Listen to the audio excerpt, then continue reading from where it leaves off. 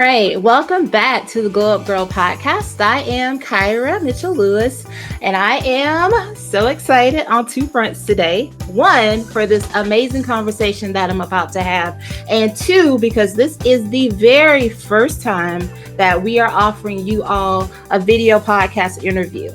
So, yes. So let's get my guest today is Mike Johnson. He's an Air Force vet, member of the Bachelor and Bachelorette universe, global smile ambassador, and now author of Making the Love You Want. Welcome, Mike, to the Glow Up Girl podcast. Thank you. I love that intro right there. That was nice. Thank you. Thank you for having me.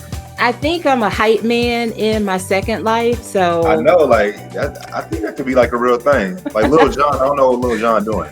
Right? If you need me, look, if you just need somebody on your book tours to show up and be like the virtual hype man, call me up. I mean, we might can work that out. So let's get started. So for those people out there in the audience who may not know you, can you start by talking about your journey and really how traveling to so many countries during your time in the Air Force influenced the person you are today?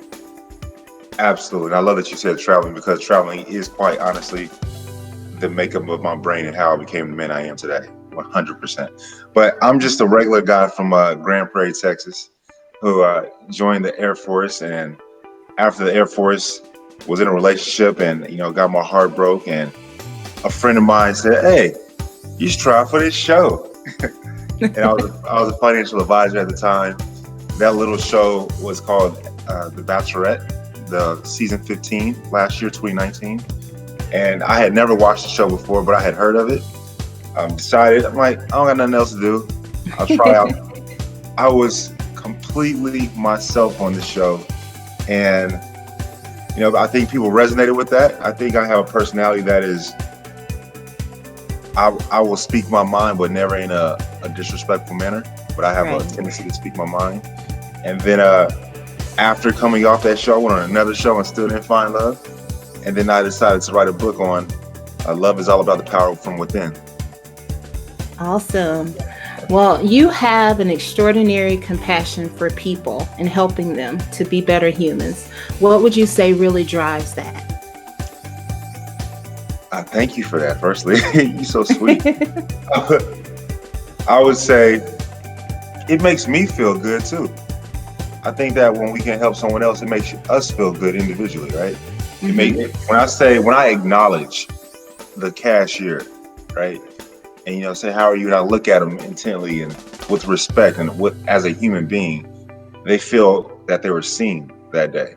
And so it makes me feel good if I know that I made them feel good as well. So I think it's a win-win situation. Right. Yep. And that compassion is so needed, like right now and during these times. So many people, I've said to a number of people that I know that like this time with COVID is really showing people to be their true selves. And those that are like amazing and compassionate people, those people are shining. Absolutely. I agree with that completely. Yep. We all should, and I say should, even though it needs to be, we all must do it, but we all should wake up wanting to be a vessel of light for someone else, because we may need that light as well one day. And like you said, it's COVID times right now. The world is crazy. We got leadership struggles. We got, all kind of struggles within our country right now in America. And I think that by having compassion, you can literally lead other people without even trying to lead other people, right? Mm-hmm. And we can do that on all levels. You don't have to have an influence like I have from a number scale. We can all lead. And I just look at it from a small scale. My mom and my sister, how am I giving them compassion? How are they showing me compassion?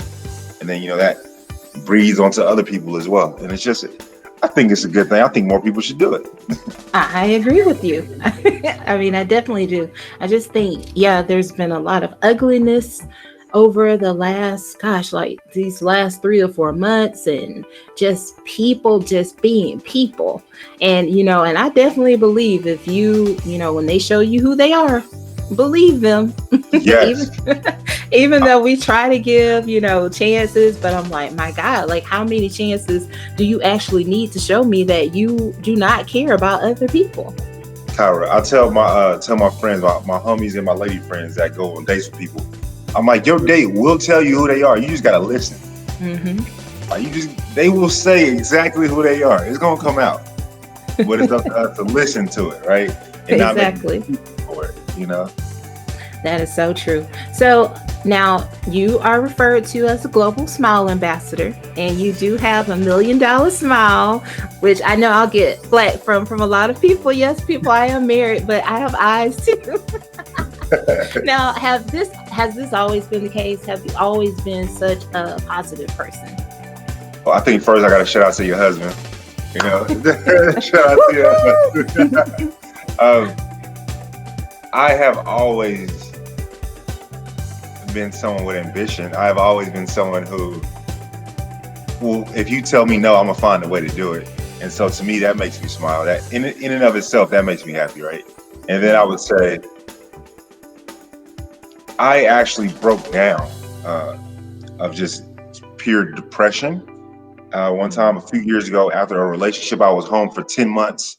Didn't work. I quit my job. I didn't go out. I would order pizza in. Like, thankfully, I had a savings account that became dwindled, and that's why I had to leave the house again.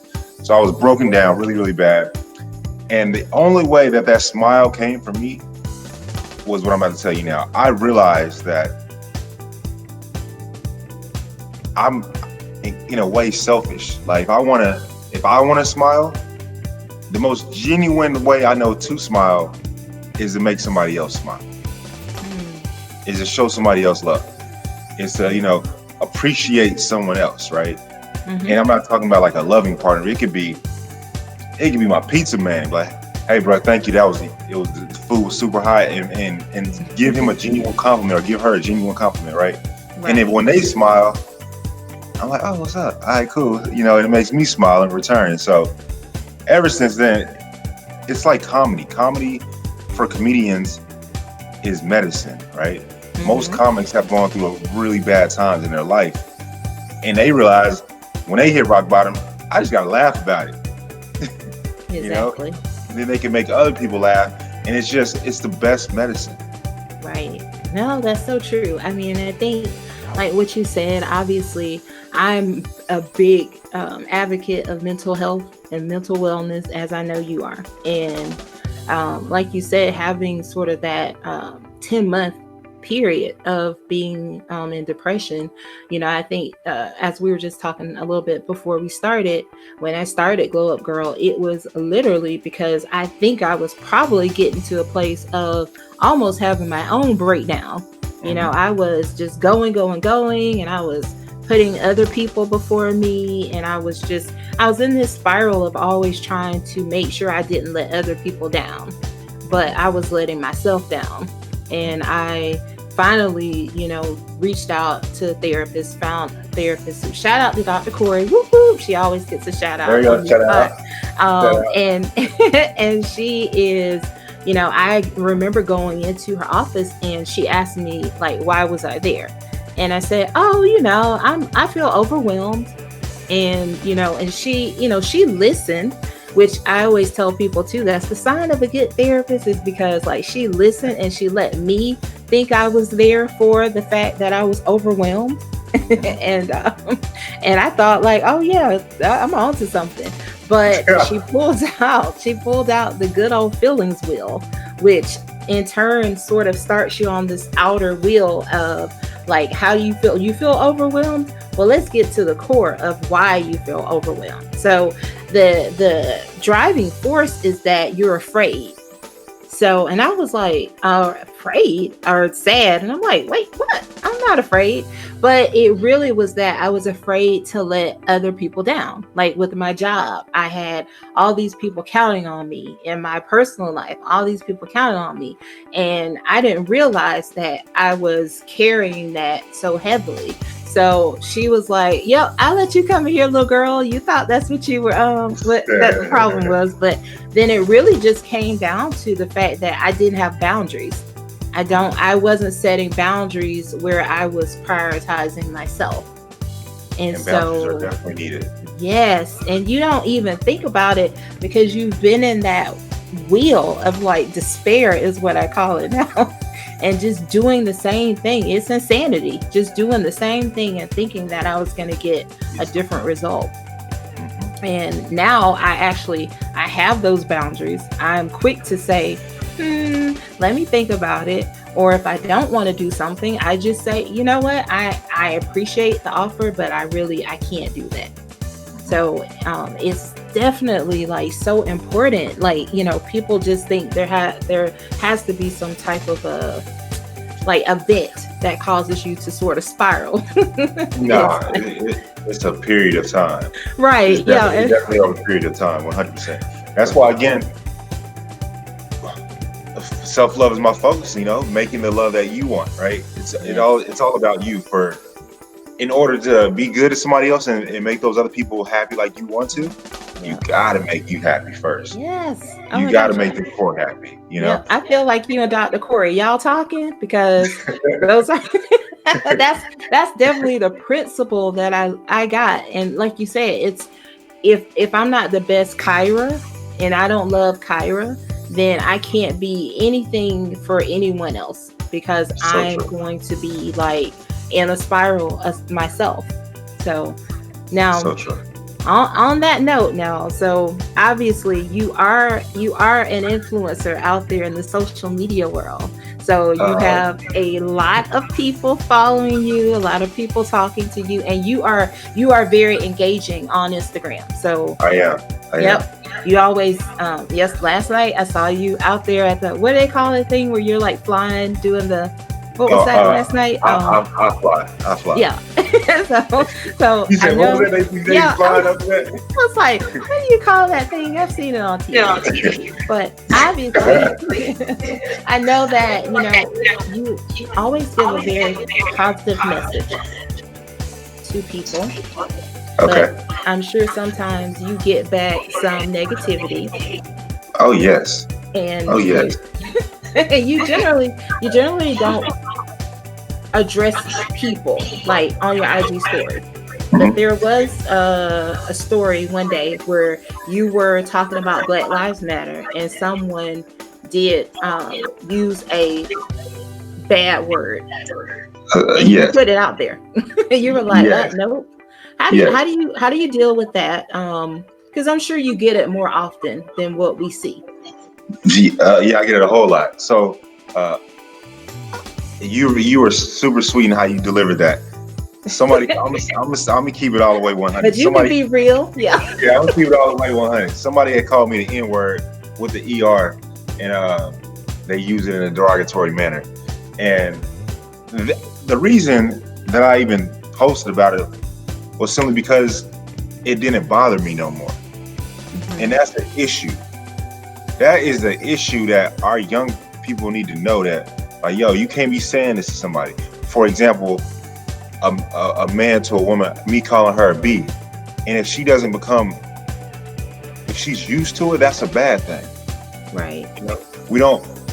If I call my sister fat, right, and if it literally doesn't bother her no more, it's because she's been numb to it, because she's been called it so much, right? And I've been, since being and having some form of fame on TV per se, everything that been used against me. Mike is this, Mike is that, Mike is this, Mike is that. I walk outside, somebody say Mike trying too hard. It's like, what? But I spoke on the N-word piece specifically because I don't want people to become silent about the way that they are talked to, right? I don't want people to feel that they are becoming a victim by speaking on it, right? So it was my way of, when I posted about it, it was my way of taking back my power and be like, yo, you're not gonna call me or my people N-word whatsoever. You would definitely not say it in front of my face. We already know that, internet trolls. But since they are so blessed to not have to step in front of my face, let's say it like that, I will take everything and make a positive out of it. And the reason being is because you can never taint my character. Right. That's something that is within me to do. My attitude is upon me. Now you can make me emotional in some regard, but the way I react to it is completely how I dictate. Yes. And so therefore, I took that. I know that my audience is probably like 95% Caucasian, and there's nothing wrong with that. I was on a Caucasian show. And so therefore I took it as, I'm gonna teach my audience that this is not cool. Right. And and that's what you have to do. I mean, that is so important, especially, I mean, all the conversations that have been had since George Floyd. I mean, obviously we've lived, this is every day for us. That's what I told people that I work with. I was like, look, it's not this is not fleeting, and this is not a moment for Black people. Like, I am Black every day I wake up, at 24/7. Every time I get in the car, I am Black. I was like, and I'm dark skinned, so I'm definitely like real Black. So it's like, yes, like we can't just have the conversations in the moment, or the conversations that you feel okay with having. Like, you have to be, if you want to start it and you want to be a true ally, you're gonna get all of this. Like, correct. We giving it all out. Like, when someone uses the N-word, when someone is, pulls you over. I had so many people, like, I was telling stories of, like, just, being fearful of the police myself. And, and they were like, oh, well, you're a girl. I mean, I was like, but I have been I was probably early 20s. And I just, like, my husband and I were dating at the time, and he had like one of those old cars that had the rims on it. There you go. And and it's so funny because it's like, my husband is like the total like opposite of what that car says to most people. And so we would always get pulled over, like, all the time. And I was just like, man, can you please get rid of this car? I mean, because we were like followed from one county in, like, I don't know how familiar you are with Atlanta, but like Fulton County is like Atlanta, Cobb is like Smyrna. We were driving on the interstate from like Cobb. The line was like here, we were here, and the police had followed us all the way down as we were getting to the line. And then just as we were going to cross, the lights come on. And that was like the 10th time that we have been pulled over in his car and asked, the same questions. Let me see your, license and drive, insurance and all that, registration. And so I told him, I said, please, let's just sell this car. Can you sell this car? Because I don't know what's going to happen if you keep this car. And so then I got a Mitsubishi Mirage. Now, if anybody knows, that's like, you didn't take that car from anybody. Like, I bought it was my first car that I paid for out of college. So I was proud, and I'm driving, and we're coming back from the movies, and we get pulled over, and I get asked to provide like a proof of purchase, whatever the thing, bill of sale or whatever. I have to produce all these documents just so they know that I bought this car that costs like maybe $15,000. And I'm just sitting there like, really?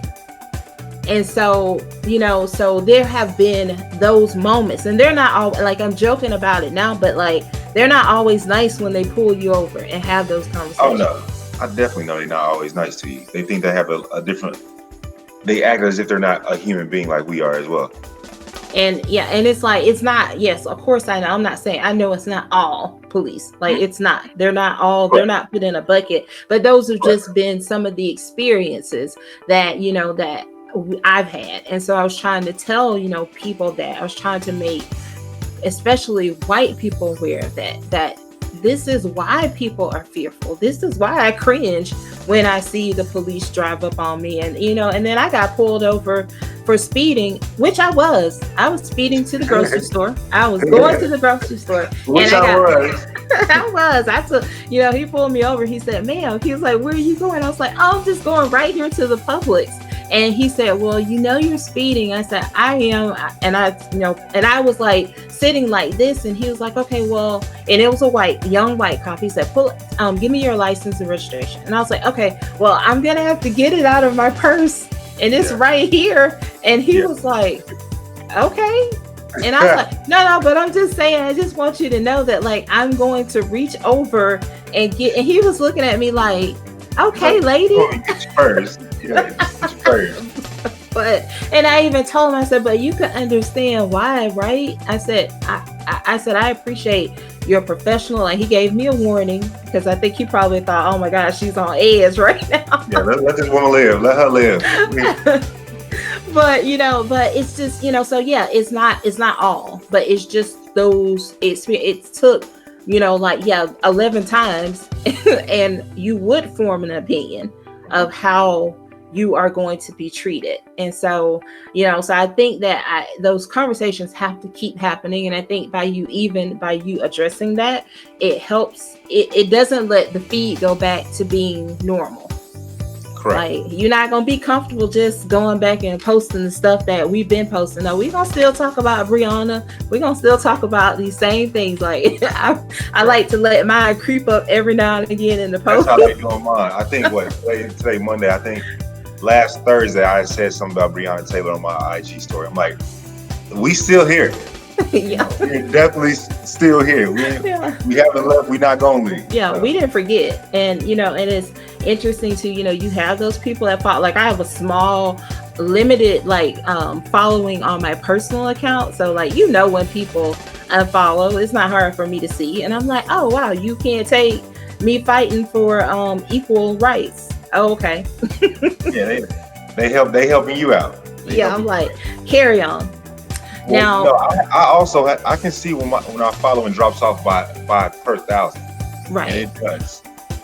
And I'm like, and it normally happens because I've spoken proudly about what should and shouldn't happen. Right. And I give no crap about how I feel about it either. Like, if you want to unfollow me because I don't want my future child to have to, the stories that you just told in regards to driving in a car, the stories I could tell about, riding in a car, driving in a car, or someone calling my child the N-word or this or that. If I, as a black man, am scared to wear a hoodie at nighttime, I should be able to speak about that. And if you unfollow me for that reason, oh well, bye. Right. Yep. Now, I'm sure on the other side of this one type of conversations that happen in your DMs, there's also the other conversation that happens where you probably get asked out on dates, where you get advice about who you date as well. Yes. So do you answer DMs? Like, what do you do? I appreciate that because there's always more than one facet, right, to a DM. I do. I'm not gonna say I answer every single one, but I try to answer like 50 a day.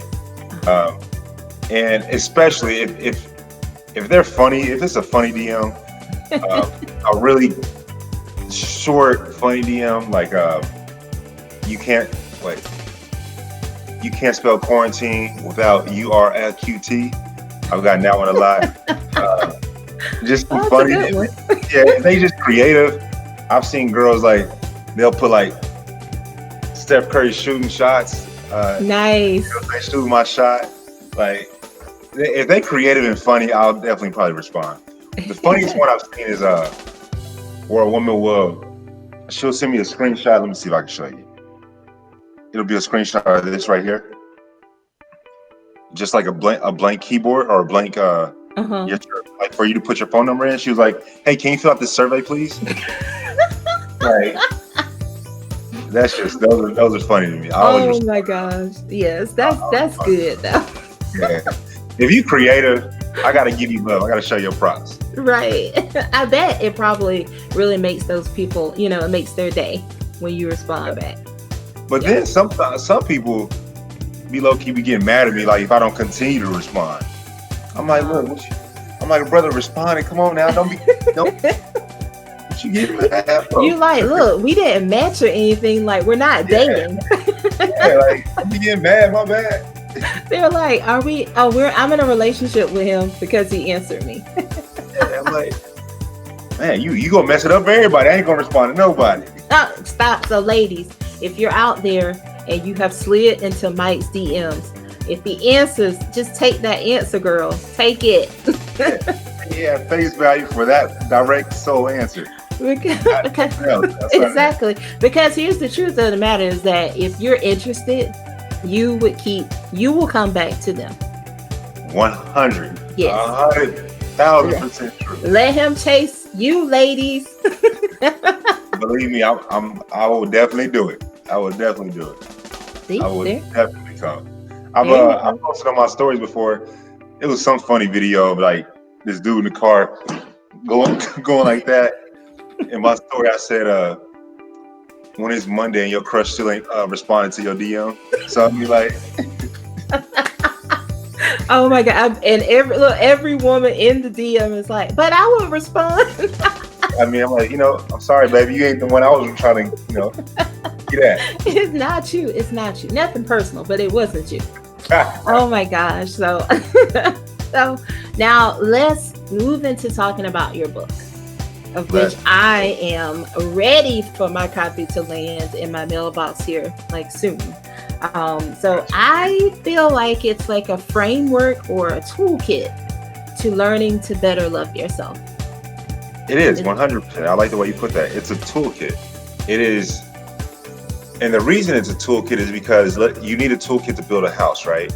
And once the house is built and the house is sturdy, you may not need every single tool no more, right?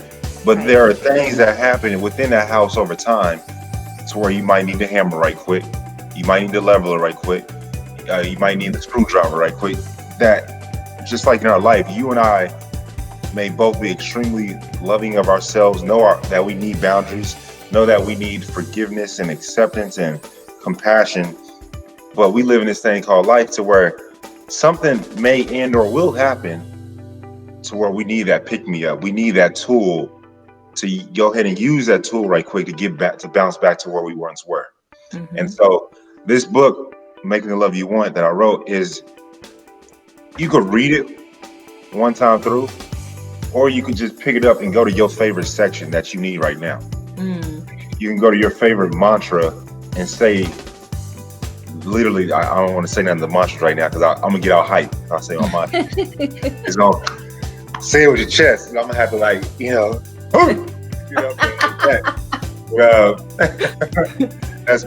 that's how my mantras work. But and the exercises within the book, that's why it's a toolbox. That's why it is, because there's each and every single one for a different topic when it pertains to self-love. It's so many different facets to it. It's not just one piece of it, right? And the beauty of it is, I know you said you got married in your younger 20s, so what, you like 24 right now, right? Yeah. But you met with a doctor in regards to learning boundaries, right? Mm-hmm. And that's not something that we learn from day one, Right. We only learn about things as we progress in life. Yeah. And so, and I'm young, I'm not the oldest person in the world, I'm not the most wisest person, but I've taken my set of experiences and being around the world and having been in love and having been, done things that I shouldn't have done to where the cops should have pulled me over, right? Mm-hmm. And I want to put my heart into the book. There are things in this book that my mom literally doesn't know yet. We got to have a conversation still. Ooh. Oh yeah, we got to have a conversation. The clock is ticking. I'm scared. I'm like, oh, mama, I love you. You raised me well, right? I know, like, mom, this did, those things had to take place for this to happen. So. Exactly, it's growth. It's growth, sir. It is definitely. That is so funny. I think that is so something you said as far as especially when you grow up. I mean, I'm from the deep South. I'm from South Georgia. You could do this and you miss my whole town. You'd be like, wait, what? So it's how you're raised. I mean, I remember even having a conversation with my parents about going to therapy. And it was like this immediate, almost like they felt like they had done something wrong. And I was like, no, no. Like, while yes, a lot of who we are has to do with our experiences from being a child, and a lot of the things that trigger us. I mean, some of those things do. I mean, but I realized that my parents did the best that they could at that time. And so now it's for me to be able to do better. You know, like, we didn't grow up talking about self-love. You know, we didn't talk about self-love and how important it was for you. But there were kids. I mean, there were a lot of kids that I knew, like, they had confidence out the wazoo. Like, I could already tell those kids were being taught at home that you are, you know, you are a superstar. You are da-da-da. I mean, my parents were just more modest, like, come from middle class background. You know, they were like, work hard, you know, go to college, get an internship, get a job, you know how to take, my dad, know how to take care of yourself, Kyra. You don't need a man for that. And, you know, so those were the things that I always like heard in my head, was that, you know, I must go to college. I must not taint myself. I must not, you know, I must get out of school before I date. I mean, I didn't start dating for real until I met my husband. Oh, wow. And then that came with a letter to my dad that said I have a boyfriend, because I was so scared to like actually like say to him, because he would call, and then I would always be out like at, you know, Best Buy, or, you know, things that a man probably enjoys more than. And my dad would call, and he's like, I mean, why are you always at the Best Buy or at these computer stores? And I was just like, well, yeah, you know that.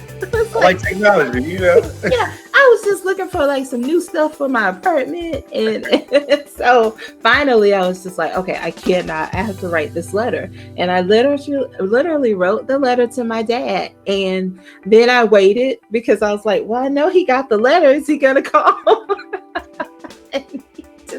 And he like never like it was sort of this unspoken like, okay, daughter, because I always tell y'all I'm the favorite child of my dad. We know this. Y'all know, bow down. Exactly. We all know who's the favorite, and it's Kyra. So, I mean, so, you know, it's those things like that, you know, when you grew up, and it's just different times. And so, like, the things that you'll share with your mom, like, she will be receptive of them because of who you are today. Correct. But I was still that person. She'll be. I think it's still gonna be fun. It's still gonna make for a good story. It is. I should record her after she reads certain sections and get her natural reaction. Yeah. She'll be like, Mike. No, she don't call me by my government name. Michael. Yeah. Oh, the full. You know you're gonna get the full name. Yeah, Michael. Like my mama, my bad. Oh my gosh. Now, so I know you said that you have mantras in your book and that you don't want to share just yet, but if you had to say, there were a few of the key messages in your book. What are they, and why do you feel they are really important for today? The key, I'll say this, because the cover of my book is out, right? And Making Love You Want covered. And on the book, there's a reflection. Like after the letters, there's a reflection, right? And I talk about, in a few examples, there's something that I have with a mirror. And I believe that, and it's a tattoo that I have as well. I believe that reflections are huge. I believe that reflections don't lie. And I believe that we must be introspective in order to reflect so that we can soar and grow. And so I will say that was probably the biggest one. It's definitely a reflection of self. Definitely so. We like that here. We like that. We like that here. That's great. No, that is great. I mean, it is just like, you're so right. It's just about like the growth and being able to see yourself. Like, so many people just can't see inside, and it's like, how do you expect to ever grow? Like even now, just during COVID, like my you would say my mantra has been that, I said I agree with everybody who said 2020 wasn't the year we knew we needed, because it is definitely like I don't like I of course the reasons and the way we got here. My heart aches for people that have the people who have lost family members, and for people who've had to actually experience coronavirus. But for what it has given me back in my life, 10 years of no balance, like, Yeah. I mean, I'm like, yes, I'll work from home. Yes, I'll take this, and I told people, I'm like, we will never, ever, ever probably in our lifetime get this moment again. Like, this is a moment that it is like, you should be like, everybody doesn't, you don't have to start a business. You don't have to write a book. I mean, it might just be sitting at the table doing puzzles every week. Or it just may. That might be your way to stock up on happiness, right? Exactly. But it's definitely a moment to take back our lives. I mean, like, I was just like, oh my God, like I was getting up at 4:30 to work out every day just so I could get to my office at like 7:15. That's crazy. Right? Yeah. There's a IG post that I saved before. You know how you can save IG posts or whatever. It said, we are the only people, not just you, me as men, women, or just Americans, but just in the history of people, right? We're the only people that, wake up via a device to go to a place and walk on a treadmill, to come back home, deal with the dailies of life before going to work, sit in traffic, be at work for 8 to 10 hours, come home, sit in traffic, give that feeling off to a spouse, and then go to bed, only to start it over again. Yeah. And then when you have your weekend, you don't want to, you can't even like live your life. Right. It's the only time in history that has happened, right? And so I agree with you that 2020, at first it was probably like, well, what do I do? Right. And now it's like, I can live. That's what I do. Yes. Oh my God. Like, yes, it's just like somebody took the blinders off my eyes, because I'm like, wow, like I can sleep. I sleep till 6:30 now. I work out. Then I, casually saunter down to my desk to start the day. I spend time with the puppy. I mean, yes, my puppy, me and my puppy and I, we're going to be a whole mess whenever I do go back to somebody's job, because he is so accustomed to being right here. I didn't think about that. Oh yeah, it's going to be an entire nightmare. Dogs are not going to be happy. They're not going to be happy. Not at all. But like at 12 o'clock, I go work out. I do Peloton every day at noon versus sitting at my desk. And I'm just like, and I was already, because I'm a night owl, so I don't go to bed anyway until about like 1 o'clock. And I was getting up at 4:30. So I was, Oh no. Nope. See, you gaining back your life right now. You gaining back years of your life. Yes. Oh my God. And I just thank God that he didn't it didn't show in my appearance. I thank God he didn't show my appearance. I know, because people are like, wait, so you go to bed at what time? And I was like, oh, it's like 1:30. I mean, whatever we doing. Like if the mood strikes, we up. Like if I'm watching TV, or if I get an idea, I come in here and I just start doing it. And then the next thing I know, it's 4:30. But I was unwilling to give that, I was unwilling to give up my workout time. I was like, I'm not going to give up my workout time, because this is what I need for me. But like now, to be able to do it twice, and to call myself getting stronger. I'm up there doing core workouts with Robin Arzon. I'm like, what, girl? There you go. So, I love it. So I think that is amazing. Okay, so let's see. Wait, what are you doing? I just had to get my charger right quick. Oh, okay. All right. So another thing you said, I read, is that you said there is power in being vulnerable. Yes. So I want to know, has that always been the case for you? Is that something you've worked towards? And give us ladies some advice for our men that just refuse. I mean, I live with one that is like, I'm like, you don't feel nothing? No, we do feel it. Here, it's different. We don't feel every single thing that y'all may feel. No, I did not always have the power to be vulnerable at all. No, 0%. I'm not gonna lie about it. That took a lot of time and a lot of being introspective and a lot of self-growing, right, to get to that point. It's necessary. It's necessary. Even when a person that has never been vulnerable, that moment that they can, whether it's by themselves or with someone else, it breaks everything down. Everything gets broken down. It's like such a weight is lifted off your shoulders. And then when you can do it, would be by being respectful, right? To yourself, not just other people. But I mean, people need to learn how to be respectful to themselves, also, and be vulnerable in that regard. But for when it comes to men, like in relationships, we're not even vulnerable to our homies, like to each other. And so I think for us, I hate to say it, fellas, I gotta call this out. You gotta treat us like your pet. Like, you want me to be vulnerable, baby? I need to give me a treat. What we gonna do today?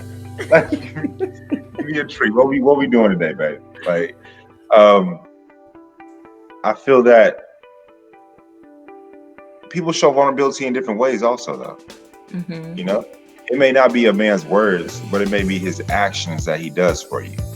Right. It may be, and because vulnerability is a language that doesn't have to be used in the English text per se.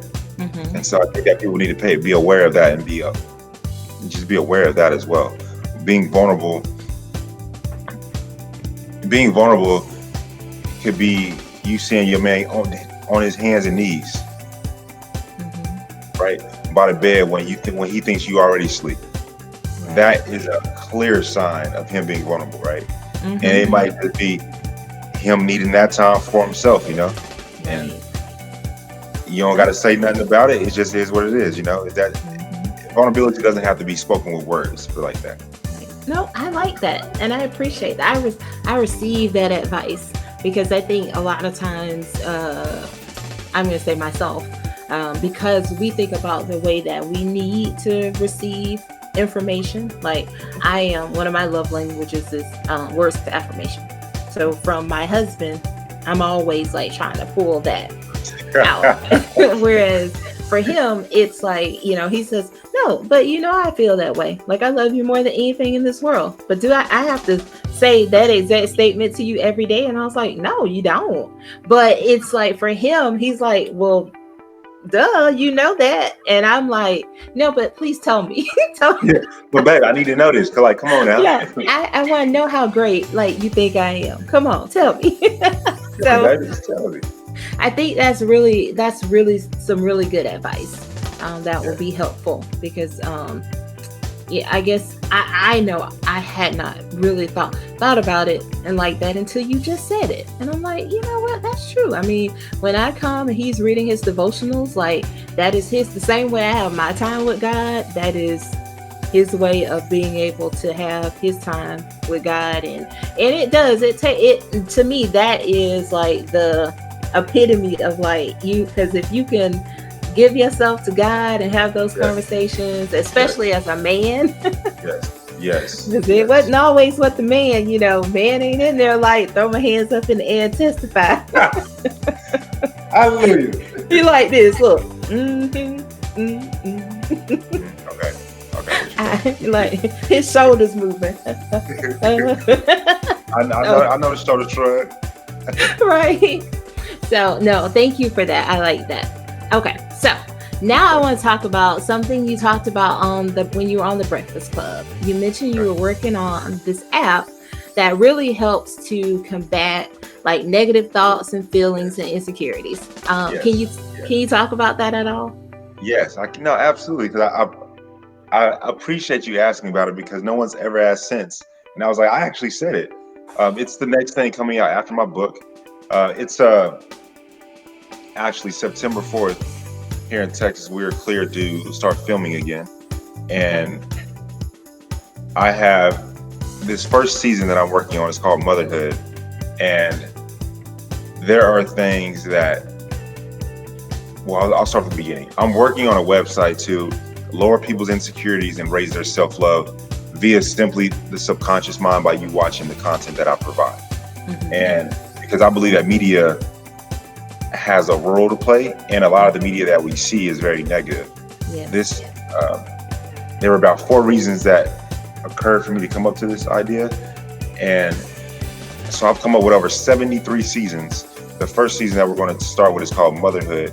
And every single episode talks about a different facet of motherhood. So for example, one episode is 2 lesbian women that decide to have a child.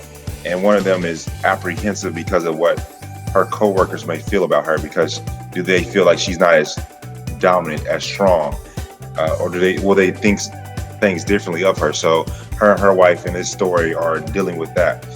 And we also have a woman that gives her child up for adoption, and her sister now becomes pregnant and she's feeling some type of way because she gave her child up for adoption, and the mental battles that she's going through with that. Another episode is I don't want to say the title of it. It's called Grumpy Bear. We working on so much stuff, but people just know that I have a book. I have so much that I'm working on because I care so much about people's self-love and having, just love yourself first, baby. That's all I'll say. And another episode, like I was saying, is postpartum depression, which is a huge one. That's the episode called Grumpy Bear. It's so dope. I love it. But outside of the TV show concepts, right, or outside of the TV shows, there will be a resource tab, and in that resource tab, it's a forum to where I can anonymously say, hey, I felt this way today, right? Someone else could anonymously write back. The algorithms will always block out what's negative because this is not a place to where this is a freedom of speech and positivity. That's how I'm gonna call it. I like that. And also on the resource tab will be, so my sister, for example, when I was talking to Charlemagne on Breakfast Club, that episode was in regards to an insecurity that my sister has, which is her acne. But on the resource tab, my sister could write her dietary restrictions and put it on there. And so therefore, people that also have that can say, oh, okay, I have this as well. So this helped me out, right? Or for me, I have 4C hair. It's not an insecurity of mine, right? But a brother I need to know sometime what I need to put up in here, right? Yes. And so I know now because I talked to my homegirl. She told me, she put me on game.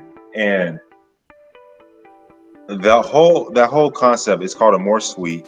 Is just literally a media presence to talk about real things. I mean, I got episodes on HIV and episodes on being dark skinned. I got episodes on being a man and having gynoplastia or male boobs. I have so many different episodes of so many different insecurity types, and we're gonna break them all down. I love that. That's really awesome. I mean, the dark skin episode, I have stories. I have stories if you are ever looking for No, yes, absolutely. I really will be. 100%. No, I think, man, that's awesome because like you said, I mean, for every person that opens up their phone, looks at TV, looks at anything, like people are just, it's not the first thing to always assume that you are enough from what we see on TV or Instagram, because everybody's out here living their best life on Instagram, and you get only the best pieces of that life. And and if you think about children, you think about kids that are like 13 and 14 and they're seeing that, Or you just even think about people that are adults that just may not have, like, they may not be at a place to where they've recognized, okay, I'm going to go and talk to somebody or how I feel, or it's the person that's just saying, I should, but I don't have time. But having a place like this to go where other people say, no, you're not alone. I've experienced that very thing. And then here's the solution for how you can solve it. It's like the thing that, like, what you're giving people is what I say about people with therapy. I'm like, you shouldn't be looking for a short-term fix. You need solutions that will help you for a lifetime. Correct. And, like the acne story, felt all of that, because as a adult that still get the breakouts, just face be out here looking just like the pizza man came and he was like, hey, let me just drop some of these zits or, so, and then so I definitely like when you actually talked about that on the Breakfast Club, I was like, oh, I know that, I feel that pain, and you'd be like, don't touch me, don't touch my face. Yeah, that was that episode. Yes. So that's really, I can't wait for that. So I hope that you will definitely keep me in the loop on when that's launching, so I can tell everybody about it. Gotcha. And you, as you probably already know, you're always welcome to come back and have a seat here and and talk with me, we can talk to anybody. But for my audience, where can they purchase your book and find you online and continue to follow your story? You're so sweet. Thank you for that. It is on IG, Mike_Johnson. Mike Johnson. You'll find me on there. Mike_Johnson. My book, Making the Love You Want, you can find it on Amazon, or you can go to my website, MikeJohnsonSmile.com for pre-orders. And I will say, lastly, just love yourself, baby. That's it. Just love yourself. I like that. That's great words from a wise man. So everybody, again, Mike, thank you so much for joining us. Everybody, stay tuned. I'll be right back. Thank you.